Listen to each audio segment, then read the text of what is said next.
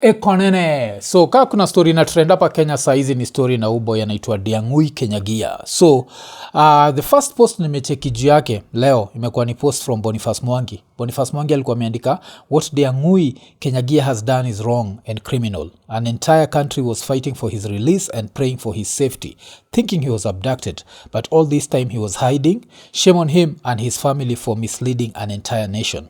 Alafu pia Boni alikuwa ameshare post, na hii post ilikuwa from sanaitwa Wahome Dhuku. Wahome Dhuku waga ni lawyer, and in this case yeye ndio the family lawyer wakina Kinyagia. So alikuwa ameandika, on behalf of the family of Mr. Ndiang'ui Kinyagia, I wish to inform the Kenyan public as follows.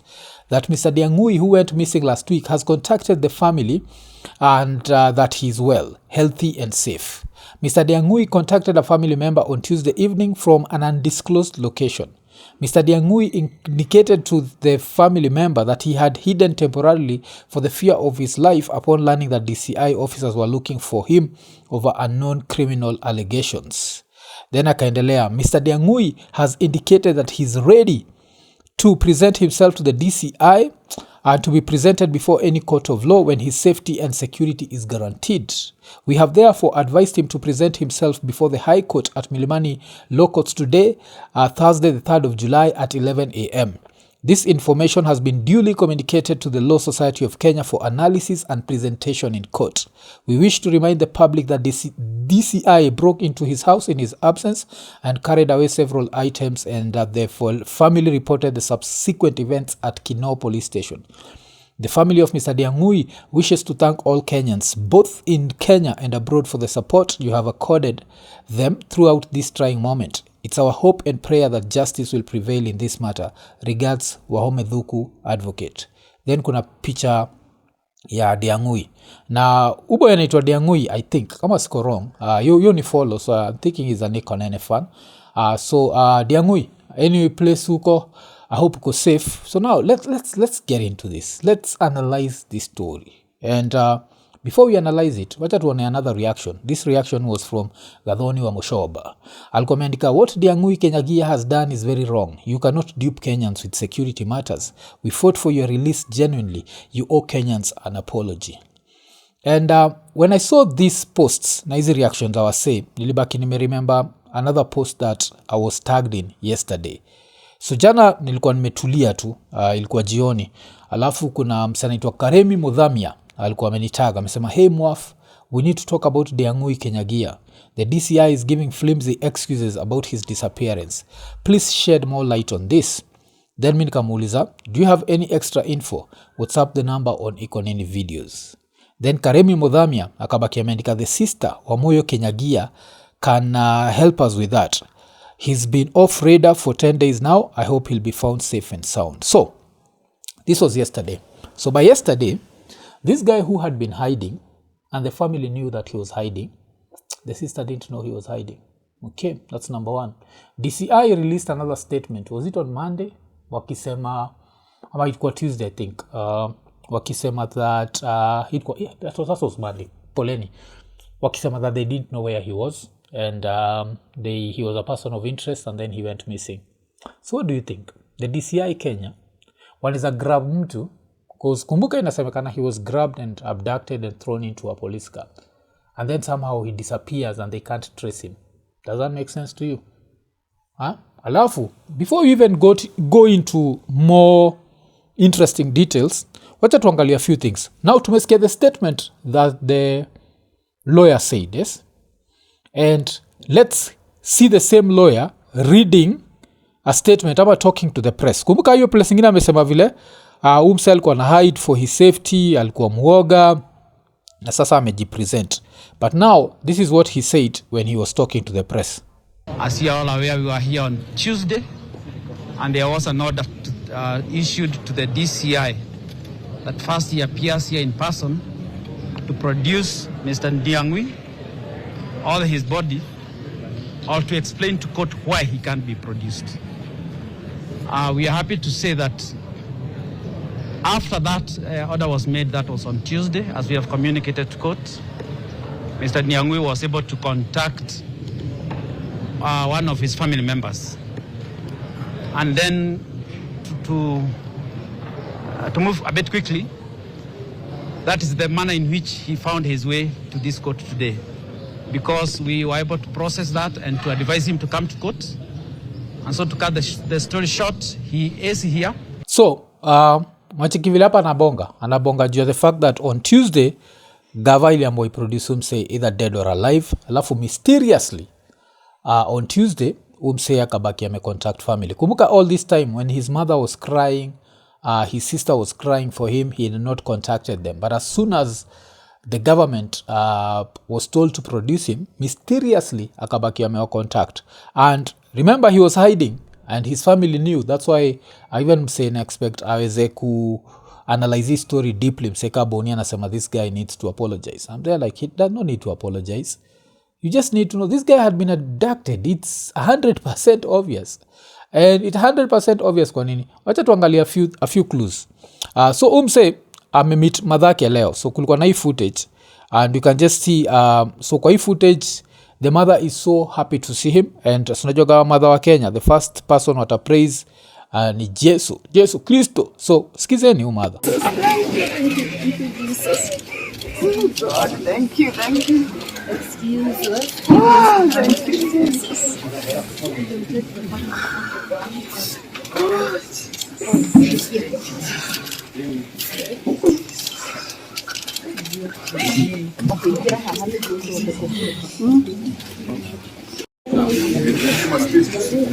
So huo mother na ukalia ni kama mtu ameona mtoto wake for the past 2 days, because even that bullshit story of like he contacted his family 2 days ago, it's bullshit. And yes, so there was that was the first clue. Alafu another clue ni uboy alienda akiwa na afro, amerudika amenyolewa.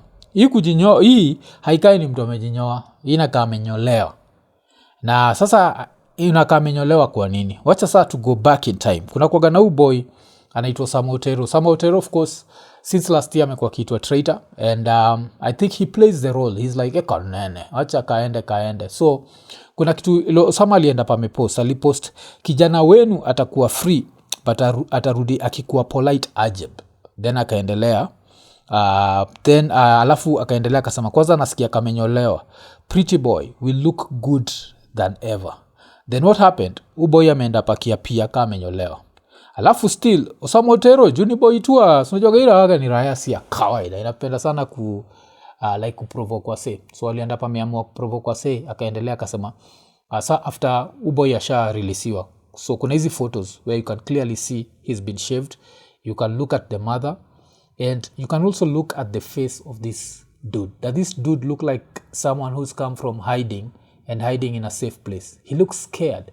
He has that look ile mushindaga nikiwaambia inaitwa aneno makne. I saw what should not be seen. Even the devil has never seen what I saw. Yuko na hiyo look. Poleni nimeshout kidogo. So uboy alikuwa abducted. You can just see how scared he is. And you can see, I think ni sister yake. Kuna hii photo moja ile ni sister yake. You can see the mother. And you can see this other lady in whatever. And you could see even by the way they were hugging him. They were hugging him like they didn't think he was alive. So I don't even think they knew that he'd been released on Tuesday. Hii ni story ati alikuwa hiding. Aka contact from a mysterious place. Alikuwa amehide place. DCI hawezi mpata. Are you serious? DCI ni wase nani anaitwa Ojwang. Walienda kutafuta Ojwang Homa Bay. Avilo walienda Homa Bay, they knew the specific place to get Ojwang.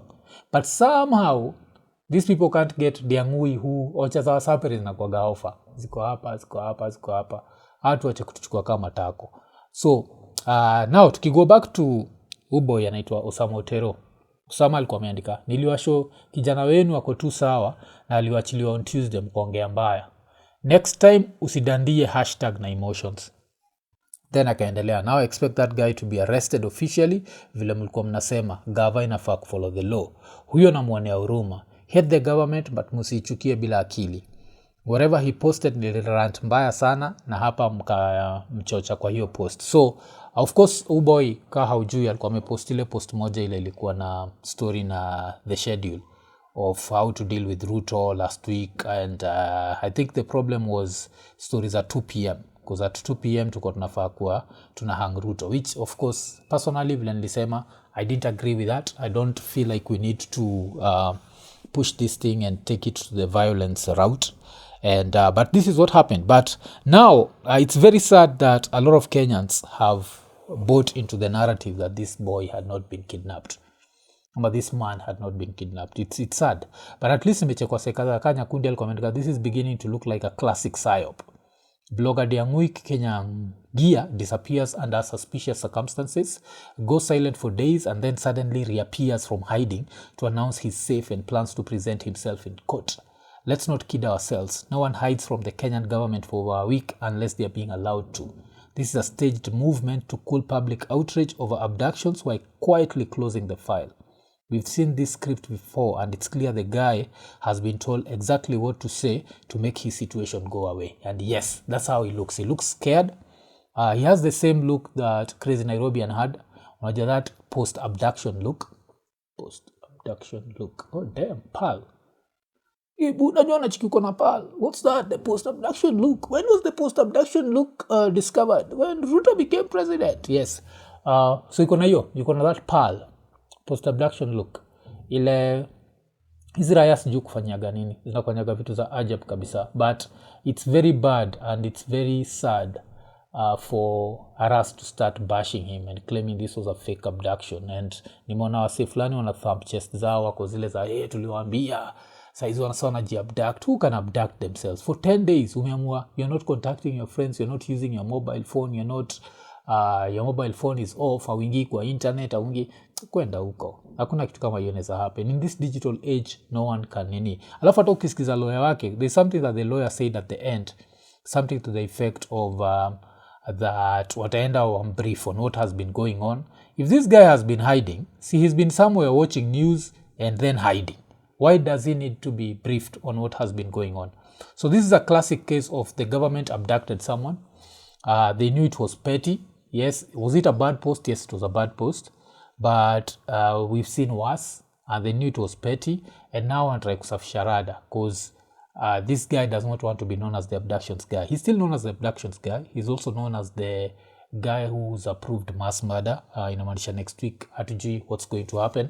Next week on Monday kukiwa na saba. But kwa swali kwa nataka kujua opinion yangu, what do I think? Ndiang'ui was abducted. And apart from abducted, most probably he was tortured. And then he was hidden. And then the public outrage ikakua. And I think now what actually saved Ndiang'ui ni on the Judge Chacha Muita. Vile alisema anafaa kuwa produced either dead or alive. I think that's what saved him. Because now the police had a situation whereby, like, do we show up with this guy and then confirm to everyone that we had abducted him? Ama do we ask him to claim that he was hiding? Alafu unajua tumekutishia, tumekwambia jo budo usiposema hivyo tutakudedisha. Kasi ni wewe tutakudedisha matako, tutadedisha budak. Yani unajua watakutishia, alafu wanaweza toa zile za cheki kitu ile happen unajua. Of course you're going to say whatever they tell you. But boy alikuwa na afro. Kwa nini alikuwa na feel ana need kunyoa afro yake? The first thing ufanyaga sekasi sisi wale tukuna nywele. Ni hiyo tu. Unajua nimepigwa Jordan nyingine juu shindwe. Hey, huyu Afrika kumbe anacheza basketball. Hapana achezi akezi. Asichezage. But you get the picture. So that's what happened. So this is a situation whereby I think I understand for Madhakawa Mushomba to react the way she reacted, but I expected someone like Boni to take more time to analyze this situation and ask himself, like, how possible is it to hide from the Kenyan government for one whole week and be unreachable? For the DCI, to show up and say, this is a person of interest, but we do not know where this person of interest is. In the era of digital, where everything leaves a digital footprint, inamaanisha hata kama ulitoka na ukakuwa released after they took your stuff and you are released, and if they take your stuff and it's because you've been posting inflammatory statements, are they going to leave you to stay with your phone? No, they're not. They're going to watabaki na simu yako. So when you look at all these circumstances, I look at a situation whereby someone was abducted, but right now we are quick to bash them and quick to call them the boy who cried wolf. And this is not a situation of a boy who cried wolf. This is a situation of someone who's trying to survive. And this is basically what you'd say. We mwenyewe. I think sometimes waga tunajiweka like we are bigger heroes than we actually are. if you find yourself in a situation like this where these guys have abducted you, they are threatening you with death, and they are harassing you, most they are beating you up, and then there is public outrage, where is this person, and they have to produce you, and they tell you that the only way we are going to produce you is if you promise you are going to say that we never kidnapped you. What are you going to do? That's what you're going to do. Exactly that. You're going to say, I was not kidnapped. And so, mi nikiangalia hapa, a few of the people that I'd say had released some reckless statements, I'd say, number one, it's the lawyer. I have a problem with the lawyer. Don't show up and say, like, nini, your statement aliyekuwa ameandika, it's very different from what he ended up reading. Yes, because that statement implied that Kinyagia was safe, and all this time he was just hiding while the Kenyan public was losing its shit. Like, what did he have to gain? I think that's another thing lazima tujulizage kwa hizi situations. What did Kinyagia have to gain by abducting himself? I think nini alikuwa anafaa kugain. Sawa, but wacha tusikize huyu lawyer.